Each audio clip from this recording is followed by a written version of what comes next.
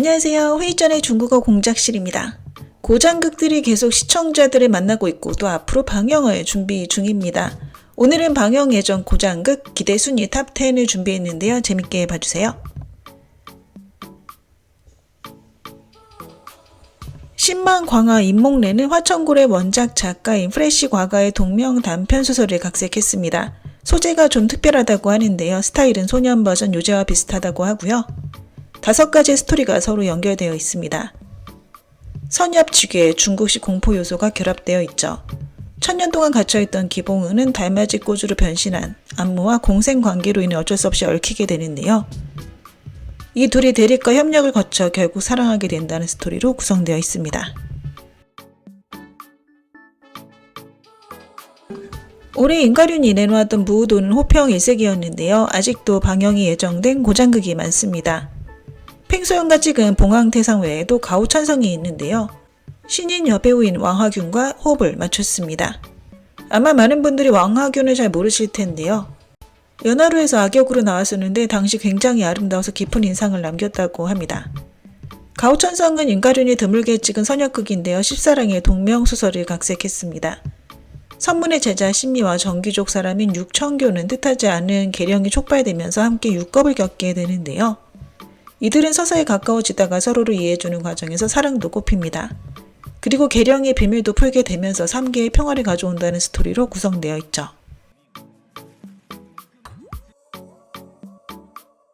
소설 아사형 실제 태온건요를 각색한 이 작품은 오서분과 손진리 주연입니다. 스토리가 정말 흥미롭다고 하네요.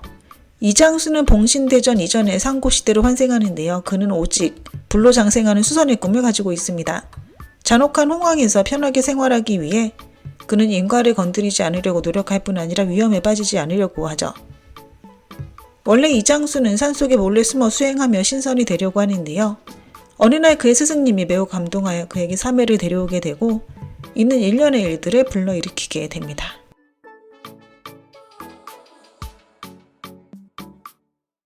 원래인 계기는 화피를 각색했는데요. 대몽기류의 감독 곽경명이 메가폰을 잡았습니다.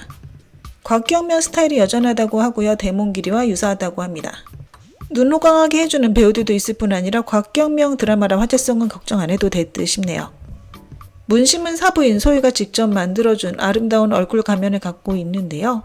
인사도 안 하고 사라진 사부를 찾기 위해 인간과 요괴가 공존하는 영성에 가게 됩니다. 그러나 그곳에서 천년 묵은 여우 요괴 동방영풍이 계획한 살인사건을 맞닥뜨리게 되죠. 우연히 겹쳐 차교국, 요괴 포획 관청 집행국장 장원가의 며느리가 되는데요.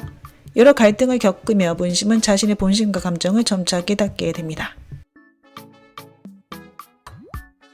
국정이 송일용 주연의 천양, 장월신명의 감독이 제작을 맡았습니다. 국정이는 운석전 이후 묵묵히 필모를 쌓고 있는데요. 내놓는 드라마마다 화제성은 높으나 대부분 평가가 갈리고 있습니다. 이번 천양은 송일용과 국정이가 표량서생 이후 두 번째로 같이 호흡한 작품인데요. 분명 화제성은 높을 것으로 예상되나 연기력은 보장이 안 되는 상황입니다. 이 드라마는 십사랑의 소설 천양 백리를 각색했고요. 삼라 대법으로 이족들이 새로 살게 되면서 세상의 운명이 바뀌게 됩니다. 100년 후 청구의 고아 소녀 소봉주는 우연히 추봉소원에 들어가 공부하게 되는데요. 우정을 얻는 동시에 그곳에서 교활하지만 총명한 소년 레수원도 알게 됩니다. 이 둘은 항상 붙어있게 되죠. 5년 후 소봉추는 황골 탈퇴하여 미녀로 거듭나게 되는데요. 그러나 그녀의 천부적인 재능은 추적자들이 그녀의 출신과 경력을 추적하게 하는 비밀을 제공하게 됩니다. 디리러바 진비우 주연의 모서사는 올해의 중점 고장 대극 중 한 편입니다. 장상사의 감독이 메가폰을 잡았죠. 감독의 신미관이 괜찮다고 하고요. 캐릭터 설정도 신선하다고 합니다. 디리러바가 연기한 귀양 하사모는 아름답고 패기 넘치는 이미지라 디리러바와 잘 어울릴 듯 싶은데요. 스틸 사진에 보여진 디리러바의 모습이 정말 아름다웠다고 하네요. 남다른 재능을 지닌 귀양 하사모는 먹을 것을 찾던 중 소장군 단서를 우연히 만나게 됩니다.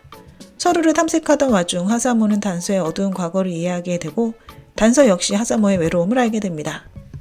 수명이 100년도 안 되는 인간과 400살이지만 여전히 소녀 같은 귀양, 이들의 사랑 이야기가 펼쳐집니다.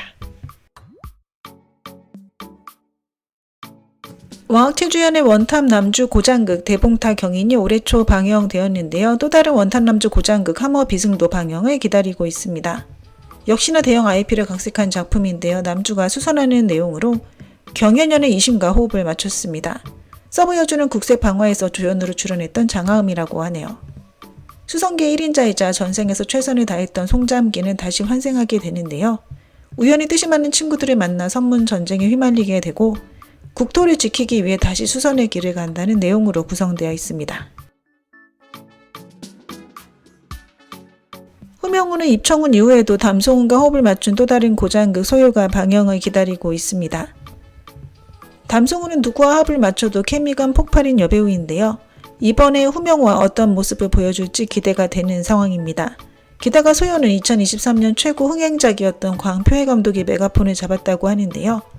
광표는 장상사, 연하루 등의 조회수를 넘어서면서 대박 중에 대박을 쳤던 작품이기도 합니다. 소요의 스토리가 호신과 조금 유사하다고 하는데요. 그러자 많은 네티즌들은 후명우는 왜 사랑하는 사람에게 시종일관 배신당하는 거냐며 우스갯소리로 말하고 있다고 하죠. 100여 년 전 영족의 영군 홍엽과 인간족의 공주 영안은 사랑에 빠지는데요. 홍엽은 영안과의 결혼을 준비하던 중 배신을 당하고 영안의 칼에 찔려 죽습니다. 100여 년 후 인간들은 영족을 점차 무서워하고 혐오하게 되죠. 인간족 여자 초요는 봉인되었던 영군 홍엽을 깨우게 되고 홍엽은 다시는 인간을 믿지 않으리라 결심합니다. 그러나 영안과 비슷한 외모를 가졌으나 성격은 완전히 다른 초요를 만나고 마음이 흔들리기 시작하는데요. 초요와 자신의 전생과 현생의 진상을 찾기 위해 두 사람은 긴 여정을 떠나게 됩니다. 국정이 장훈용 주연의 내전 또한 큰 기대를 받고 있습니다.